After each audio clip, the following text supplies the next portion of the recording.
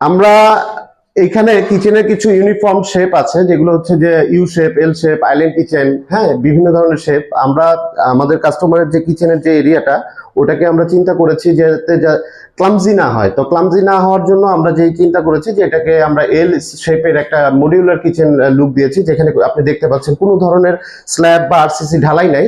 এতে কি হয় যে আপনার হচ্ছে লেগ স্পেস বা এটাকে টোটালি কাস্টমাইজ করে নেওয়া যায়। তো লেগ স্পেসও আমরা ক্রিয়েট করেছি এখানে, যাতে আমরা ইজিলি অ্যাক্সেস করতে পারি, এবং এটাতে কনসিল বার্নার থাকবে, উপরে আমরা গ্রানাইট দিব।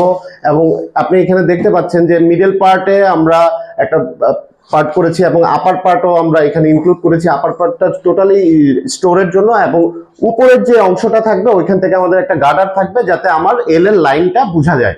তো এতে কি হবে, অ্যাস্থেটিক্যালি কিচেনে যখন যে প্রবেশ করবে তার একটা ক্লামজিনেস থেকে সে বের হয়ে আসলো। এবং খুব যেহেতু মোস্ট অফ দ্য সময় আমাদের ফিমেল পার্সনরা কিচেনে সময় দেয়, এবং তাদের যাতে এই জায়গাটা খুব ভালো লাগে, এবং ওই জন্যই আমরা এটাকে ওইভাবে ডিজাইন করেছি। এবং আমাদের এইচপিএলটাও সিলেক্ট করা হয়েছে যাতে আমাদের ময়লাগুলোকে আমরা অ্যাভয়েড করতে পারি।